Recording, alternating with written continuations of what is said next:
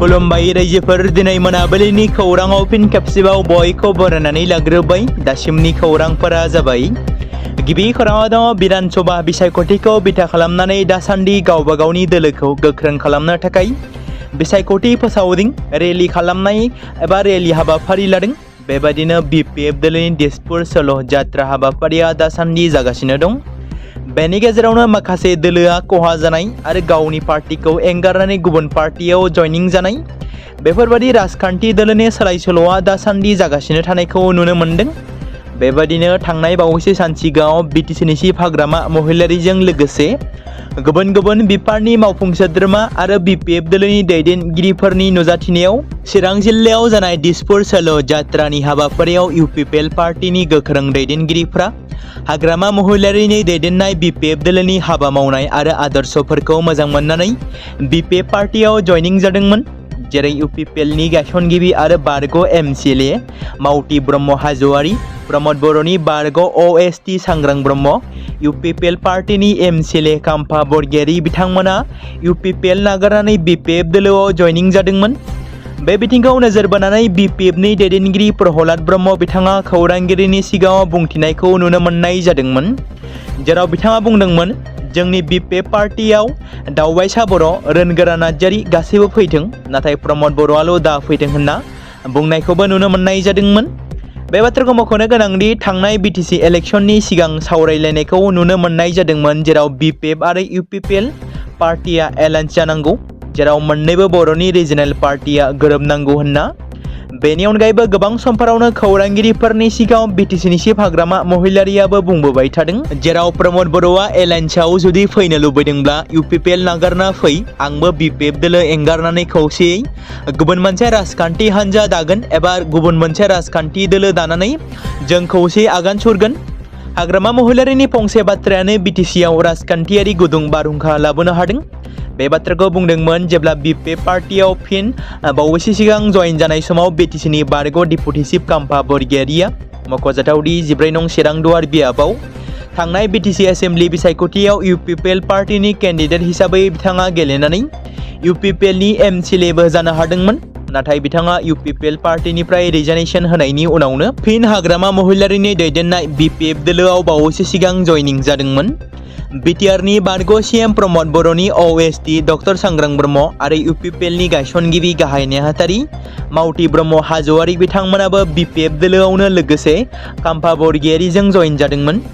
बेराफारसेथिं बिटिसिनि चिफ हाग्रामा महिलारिया बिफर इलेक्शन कड अफ कन्डाक्ट सोरबा इउपिपिएल नेताया आरोबाव जुदि फैयोब्ला जों बरायगोन होनना बुंनाय लोगो लोगोनो जेराव 24 घन्टा जास्लाबैयावनो इउपिपिएल दोलोनि एमसिएलए बारग' डिपुटि चिफ काम्फा बरगयारिया, बारग' एमसिएलए मावथि ब्रह्म हाज'वारिया आरो डक्टर सांग्रां ब्रह्मआ बिपिएफ दोलोआव जयनिं जानायखौ नुनो मोनदोंमोन। दा बे समाव आरोबाव इउपिपिएल पार्टिनिफ्राय माखासे दैदेनगिरिफ्रा एबा एमसिएलएफ्रा बिपिएफ पार्टियाव फैबावगोन नामा?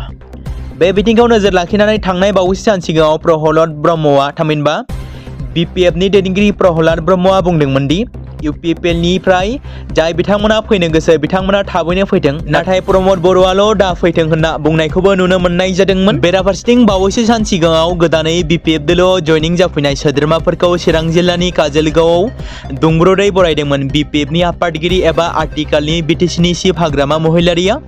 बेराफारसेथिं बिपिएफ दोलोआव जयनिं जानायनि उनावनो बेफ्रुसार बिबुंसार होनायखौबो नुनो मोननाय जादोंमोन, जेराव खौरांगिरिनि सिगाङाव डक्टर सांग्रां ब्रह्मआ माखासे इउपिपिएल पार्टिखौ लानानै अजद दिखांनायखौ नुनो मोन्दों।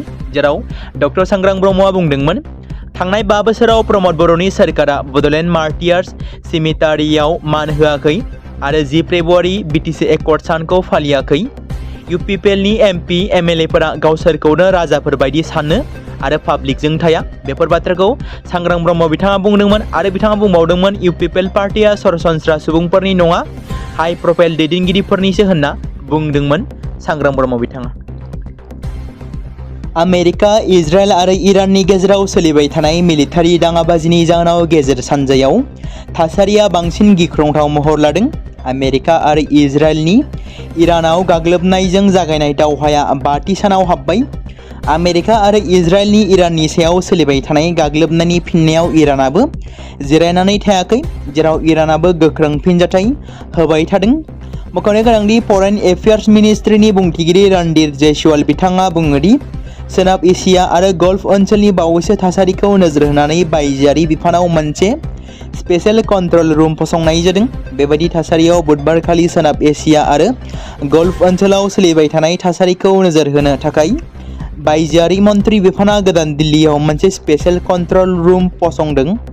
बेजों लोगोसे गोबां हेल्पलाइन नम्बरफोर फोसावनाय जादों। कंट्रोल रुमा फुंनि 9 रिंगानिफ्राय मोनानि 9 रिंगासिम सोलिगोन। बे बाथ्राखौ मिथिहोदों।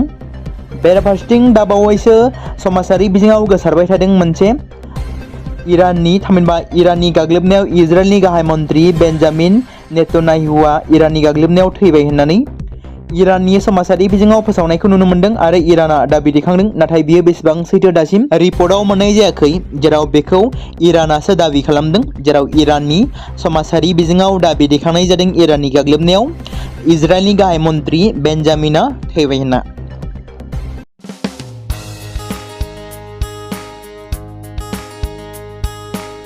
बे समाव मोनसे गोजोनथाव खौरां। बिटिसि हालामनि रायजो राजाफोरनि थाखाय मोनसे गोनां फोसावथाय। क'क्राझार जिल्लानि सिङाव थानाय बड'लेण्ड एकाडेमि सिनियर सेकेन्डारि स्कुला लानानै फैदों गोजोनथाव खौरां। बड'लेण्ड एकाडेमि सिनियर सेकेन्डारि स्कुला 2026 आरो 2027 सोलोंथाइ बोसोरनि थाखाय लानानै फैदों नार्सारिनिफ्राय लानानै थाखो 9 सिम फरायसा आरो फरायसुलिफोरनि गुन गोनां सोलोंथाइनि थाखाय खम बेसेनावनो गोदानै मुं थिसननायनि खाबुखौ होगासिनो दं। मख'जाथावदि क'क्राझार जिल्लानि हल्टुगाव आउटपस्टआव थानाय क'क्राझार तिनिआलिनि बड'लेण्ड एकाडेमि सिनियर सेकेन्डारि स्कुला गुन गोनां सोलोंथाइ होनायजों लोगोसे थाखो 9 नि थाखाय इलेक्टिभ साबजेक्ट महरै मेथामेटिक्स, जिअ'ग्राफि, हिन्दी, हिस्टरि बायदि आयदाखौ लानो हागोन। मोजां सोलोंथाइ लानायनि अनगायैबो बड'लेण्ड एकाडेमि सिनियर सेकेन्डारि स्कुलाव उफ्रा सोलोंथाइ हिसाबै environment field study, English speaking course बायदिखौ लाफानानै सोलोंथाइ लानो हागोन। बेनि अनगायैबो गोजान लामा हान्थिनानै फरायग्रा फरायसा फरायसुलिफोरनि थाखाय आलादा आलादायै मोजां हस्टेलाव थानानै फरायनो हानायनि खाबुफोर होनाय जादों। बेनि थाखाय नोंथांमोना आबुङै मिथिबावनो थाखाय एबा थोंजोङै फोनांजाब खालामहर 9101 488 399 जानबुं नम्बराव। बे समाव मोनसे गोनां फोसावथाय। बर' सावथुन नायनानै मोजां मोनग्रा गासै बर' रायजो राजाफोरनि गेजेराव लानानै फैदों मोनसे बर'नि OTT प्लेटफर्म गोनां, जाय प्लेटफर्मनि गेजेरजों नोंथांमोना बर'नि गोदान गोजाम सावथुनफोरखौ नुनो मोनगोन। थांनाय माखासे बोसोर सिगां बर'नि गेजेराव लानानै फैनाय निउबो एप बायदिनो फिन आरोबाव लानानै फैदों बर' रायजो राजाफोरनि थाखाय। बे बाथ्राखौ मख'नाया गोनांदि 2025 मायथाइनि जानुवारि दानाव ओंखारनाय आंगो स्ट्रिम मुंनि मोनसे OTT प्लेटफर्म गोनां निउबो एपनि गेजेरजों नोंथांमोना गोबांथार बर'नि सावथुनफोर जेरै ट्रेजेडि, रमान्टिक, एक्सन आरो कमेडिजों बुंफबनाय सावथुनफोरखौ नुनो मोनगोन। जेरै सनानि नखर, थांखि गैयै समाज, अनसुला आफा, हिर', बिमा बायदि बाजै, अर, थैसाम, वान्टेड, संदान आरो रं नाम्बार बायदि सावथुनफोरा मख'जाथाव। बेफोर सावथुनफोरखौ नायनो थाखाय नोंथांमोना गिबियावनो आंगो स्ट्रिम एपखौ गाव गावनि मबाइलाव थानाय प्ले स्ट'रनिफ्राय डाउनल'ड खालामनानै लोगोसे इनस्टल खालामनानै गावनि मबाइल नाम्बारजों लगइन खालामनानै लाग्रोनांगोन। बेनि उनाव नोंथांमोना गोबांथार नुनो मोनै सावथुनफोरखौ गुगोल पे, फन पे आरो पेटिएमजों रं नाम्बार सावथुनखौ नायनो थाखाय 60 रां आरो संदान सावथुनखौ नायनो थाखाय 80 रां, वान्टेड सावथुनखौ नायनो थाखाय 60 रां, थैसाम सावथुनखौ नायनो थाखाय 60 रां बेबायदिनो गोबांथार नुनो मोनै सावथुनफोरखौ नायनो थाखाय सुबिदा खालामनानै होदों आंगो स्ट्रिम प्लेटफर्मा। फिन नोंथांमोननि गेजेराव फोरमायबावनो लादों बर' सावथुन नायनानै मोजां मोनग्रा गासै बर' रायजो राजाफोरनि गेजेराव लानानै फैदों मोनसे बर'नि OTT प्लेटफर्म गोनां, जाय प्लेटफर्मनि गेजेरजों नोंथांमोना बर'नि नुनो मोनै सावथुनफोर जेराव गोदान गोजाम सावथुनफोरखौ नुनो मोनगोन। बे बाथ्राखौ मख'नाया गोनांदि 2025 मायथाइनि जानुवारि दानाव दिहुनजानाय आंगो स्ट्रिम मुंनि मोनसे OTT प्लेटफर्म गोनां एपनि गेजेरजों नोंथांमोना गोबांथार बर'नि ट्रेजेडि, रमान्टिक, एक्सन आरो कमेडिजों बुंफबनाय सावथुनफोरखौ नुनो मोनगोन। जेरै रं नाम्बार, संदान, वान्टेड, थैसाम, अर, बिमा बायदि बाजै, हिर', अनसुला आफा, थांखि गैयै समाज, सनानि नखर बायदि बायदि सावथुनफ्रा मख'जाथाव।